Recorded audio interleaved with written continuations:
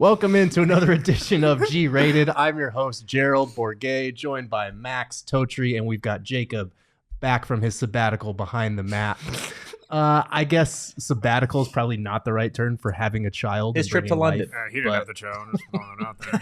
I was a part of the show, yeah. He was involved. But we are here to talk about season 4, part 1 of You, the Netflix series that has weirdly normalized stalker-ish and murder behavior. Yeah, of course. Guys, just initial thoughts on the new season. I thought it was out of all of the seasons so far, I think it is probably my second favorite, just because we were talking a little bit off camera. It's different than the other three. Obviously, there's still a lot of the same, like stalking, the narration, obviously the killing, but it is just a different vibe. It wasn't as aggressive, I feel like, as some of the others. And to your point, like the normalization of like the stalking, the murder, like all that stuff. This one I feel like takes a little bit of a different turn, which I think is kind of interesting. Yeah, I think after the third season ended, it seemed like Joe had gone completely scorched earth on everyone in his life. Literally. And you literally. And you wonder how his past either was going to catch up to him or what he's going to do next within the upcoming season. And I think they played it off really well that this time around he's not necessarily the one pursuing someone. He's just caught in the mess of it all, which really is fascinating to me. Now, granted, this season still kind of follows the same framework of the other ones of, okay, he's in this mess, how can he get out of it? But it just goes to show how, like, this show can have another 4 more seasons, and it's like they will keep finding ways to make this guy insane in like a very interesting way. I think I texted you, Gerald, while I was still not working. And I was like, I'm only 1 episode into this. And I don't even know. It was probably 6 hours later. I was like, the season's over.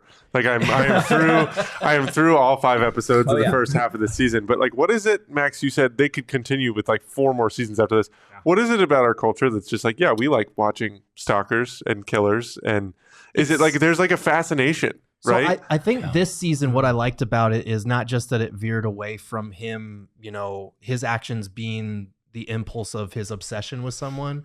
It's that I think the real star of this show is Penn Badgley's narration. Yeah. And the way that it dives into his mind and the way that they cut. I was watching this season and there's those segments where he says something to a character, he hears their response, and then they're just kind of like staring at each other while the narration plays. And I'm thinking about like how awkward it would be to film that, but how it like actually works when they stick his narration in on top of it and the timely intercutting of all that. Like he's kind of the real star of the show. I think we watch it. Initially, we watched it because the premise was so fucked up. It's like, wow, it is kind of creepy how easily you can find out everything about somebody and stalk them like that. But now it's gotten to the point where it's like, I think the best part of the show is just the way that he narrates and the way that he roasts people in his mind. Yeah. I think for the first couple seasons, I think Joe Goldberg was like the star. But to your point, like Penn Badgley is really the star as it's kind of carried on. And I think that's what has allowed it to keep growing as a show. And to your point, Max, of, okay, like it doesn't feel like the next, part 2 or whatever is going to be the end of Joe Goldberg. Like you're going to see more, which I think is exciting. It's also interesting that even though he, like, if you zoom out, you look at this guy and it's like he's still like obsessing about people, he's still murdering people, but when you look at the character growth from season to season, he knows. What are we talking about here? No. Do not rationalize this, Max. I'm not defending it. Just hear me out on this. He has actually developed as a character and like the scope of which he focuses on every season. Think about it. The first season with Guinevere Beck, absolutely obsesses over it. It is in his most raw form. You literally think the entire time this guy is completely out for like lust at its most extreme form. He is obsessed.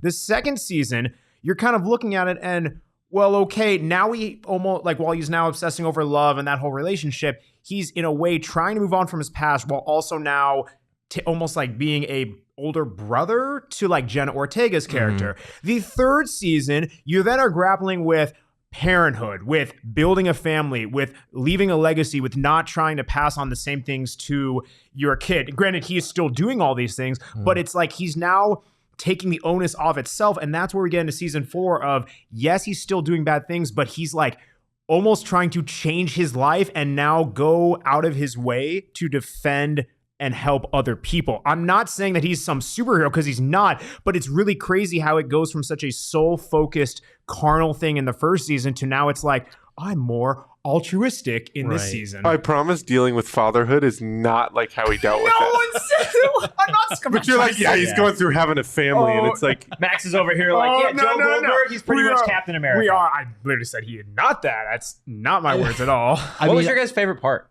My favorite part, honestly, the way that he was roasting these people in this high society of English continually in his head. And then the juxtaposition of what he's thinking in his head versus what he says, and like the non-committal shit that he's like just trying to play nice. That always made me laugh. I do like that it kind of switched up the format to a whodunit, not just like that he's not obsessed with somebody, but it added a little bit of mystery, and it kind of flipped the story on its head as far as like normally he's the one trying to cover up his own actions. This time he's like on the hook for his past, but also for something that someone else is doing to him. I like that twist a little bit. Yeah, definitely. I think my favorite part was when he's fighting the like security guy and he shoots him in the foot, and then it goes to the narration of like, that would have hurt if I had toes there. Like I like audibly laughed out loud when that happened. It was great. I just love how awkward he is. Like, it's gold, because it's like he's this really thin, scrawny guy, and then all of a sudden you're like, oh, now he just killed a full-grown bodyguard. Like, what? Like, how is he able to do that? Like, I just love how absolutely awkward he is, and like how in real life a guy of his stature would probably not be able to pull any of this off. No. Yeah, it's tough to pick a moment. I kind of like the almost back and forth that he had being a professor, being that he's trying to be this seemingly normal guy, and then he's asking his the student for clues on, well, so I mean, I'm actually writing a book, but how would you do this? And what would you do if this happened? And it's kind of crazy how like you think he has it all figured out, but then he's turning to a university student to help commit murder. It's those little moments that like hint at like, this guy's full of shit. Like, like he's this guy that knows all about these books and like first editions and all this shit, and then he actually tries teaching a course and he's like, yeah, expand on that, because he has no idea what he's talking about. And I think it kind of relates back to the larger point of like, yes, there has been character growth, and I like that for this season his love interest was not an obsession, but someone that he views more as an equal. But at the end of the day, he's still a dude that has done horrible things and justified them in his own like knight in shining armor. I love that he just wakes up and he's like, yeah, I got to cut this guy to pieces. Right. Yeah. He's like, but it's reflex. It's like, shit. Like he didn't even question it. He's like, okay, well, this is what we're doing. Right. He's like, yeah, I killed him. He didn't even have a question about it. He's like, yeah, I killed him. And this is, I guess, a crazy question. But if you're in that same scenario, what are you doing? Calling the cops because I'm not a killer? I don't know, man. I don't know. No, I'm touching. My first reaction would be to chop him up into pieces. No, right? Like I feel like you have to think about that, right? You get absolutely blacked out drunk. Are you assuming that we're all serial killers? No, I'm not assuming. Like, are you assuming that like I was already a serial killer? There's only one person in this office that I would say is a serial killer. So we get blacked out. Wait. I need to know who. I'll tell you when we're not recording. As long as they're not in the room, I feel okay. No, they're not in the room. They're not in the room. Yeah, so your premise is we get blacked out and there's a dead body on our table. There's a dead body like on your kitchen table. The cops. It doesn't look great for you. It doesn't. But I don't know what I'm doing. I'm probably dusting the murder That's what I'm saying weapon. though, right? Is like I don't feel like knee-jerk reaction. The Joe Goldberg way, cut him up. The Jacob Franklin way, call the cops. I feel like there's somewhere in between where you have to take some time to figure out what the fuck you're doing. I don't think there is. I think it's pretty black and white. I think there definitely One of them is calling the cops and doing the responsible thing. The other one is chopping up the guy. If there's like what if you did it? What if you did it, bro? Then I deserve to be in jail. I don't know, man. If there's a knife still sticking in him, I'm dusting it off first, and then I'm calling the police. There you go. Yeah. Let's be rational here. Yeah, because this is a rational conversation.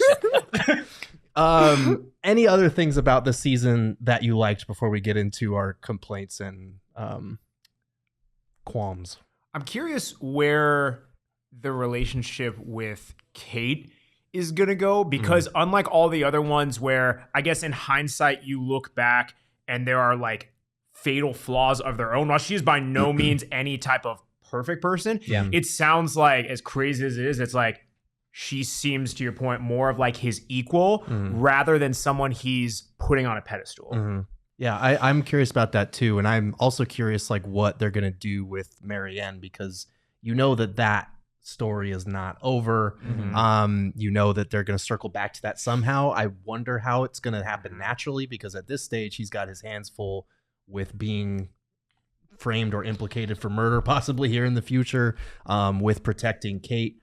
But I do like that dynamic, because by season 3, when he turned his attention from Love because he was horrified at her actions to Marianne, I was like, all right, this is starting to get a little bit stale. And then they literally blew it all up, and we're like, okay, let's try and make this a little more natural. Let's put him in this position that he's normally the aggressor. Now he's the one that someone is fucking with him.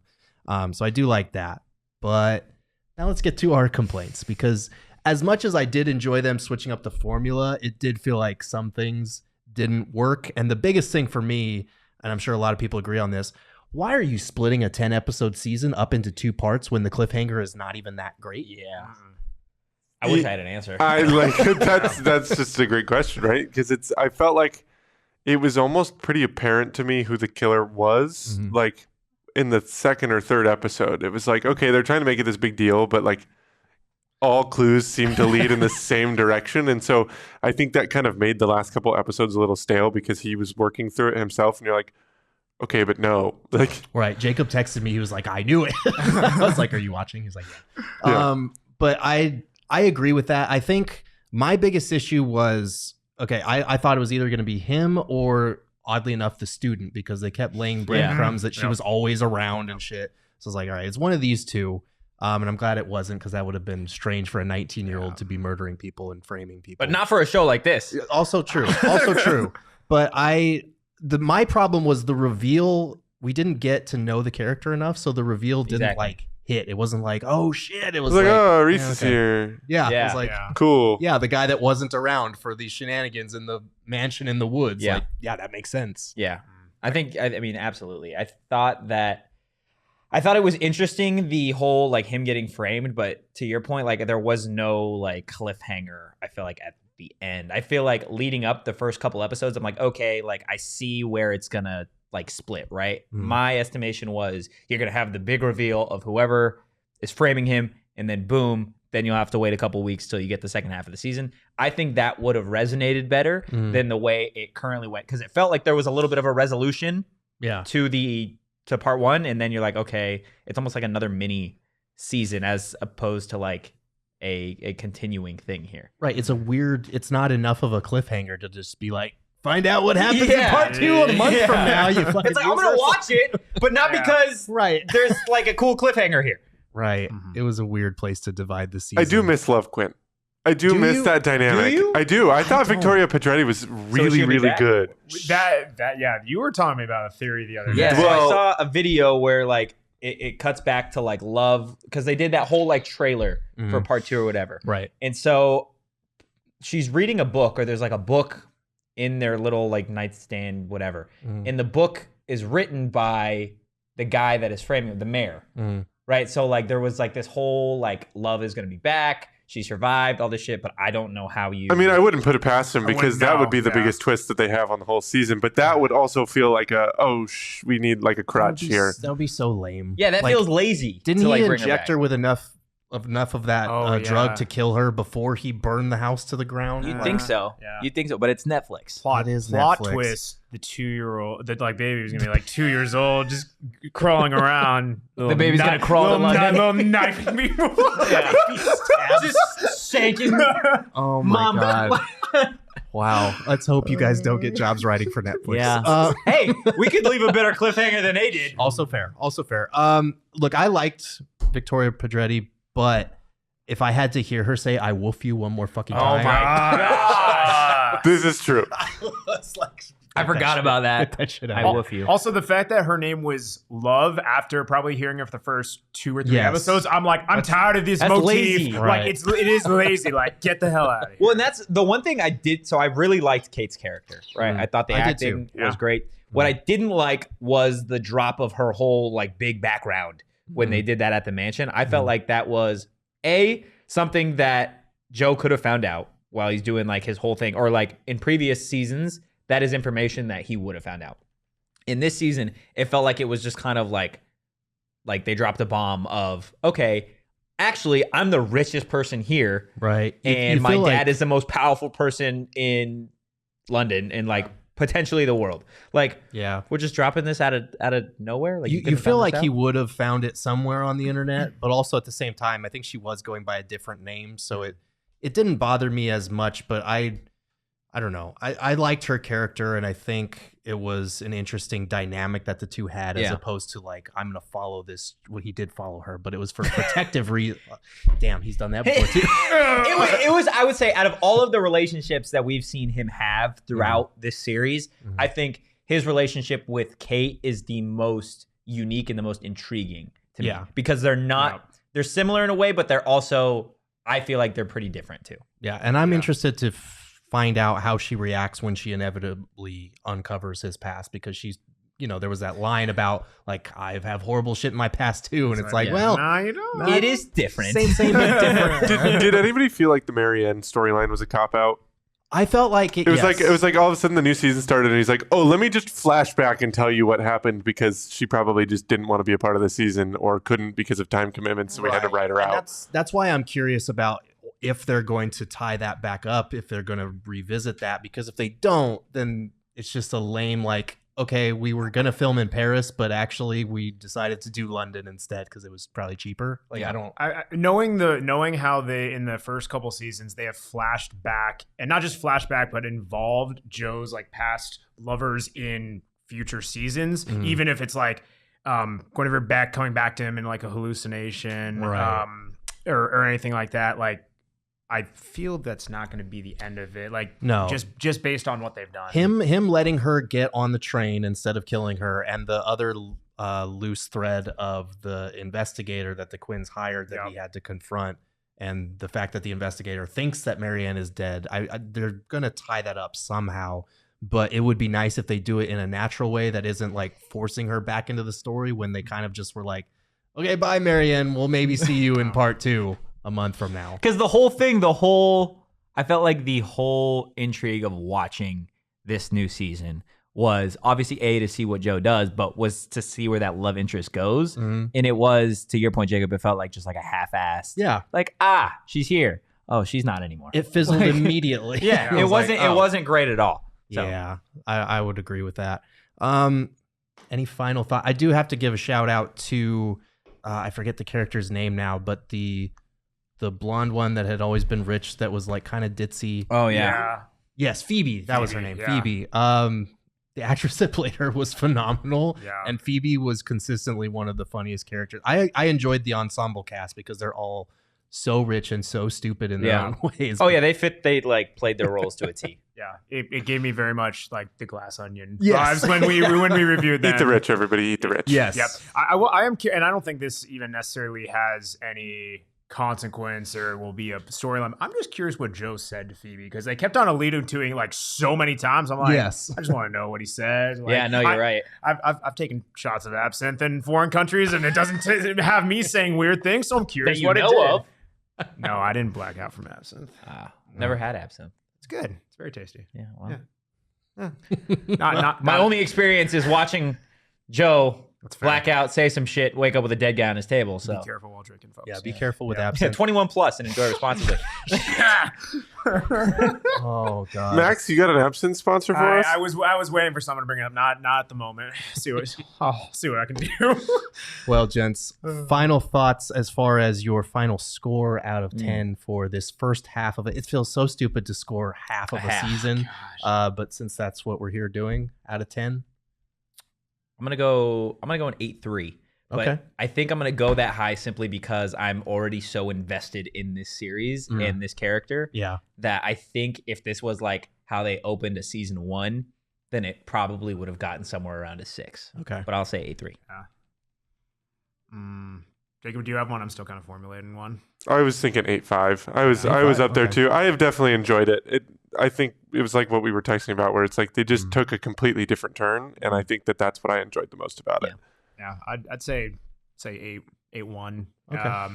Same kind of mindset. I enjoy how characters develop, and it leaves it interesting for part 2. But just some of the stuff was like, what are we doing here? Yeah, there was still some things that were questionable. I'm gonna go with an 8 because it's not perfect, and especially after watching a movie like Glass Onion, like a whodunit like this pales in comparison. But I did appreciate that they refreshed the format, and that the things that made you stand out from the start, like the narration and the way that he roasts people in his mind, it's still very much there, and it's still entertaining.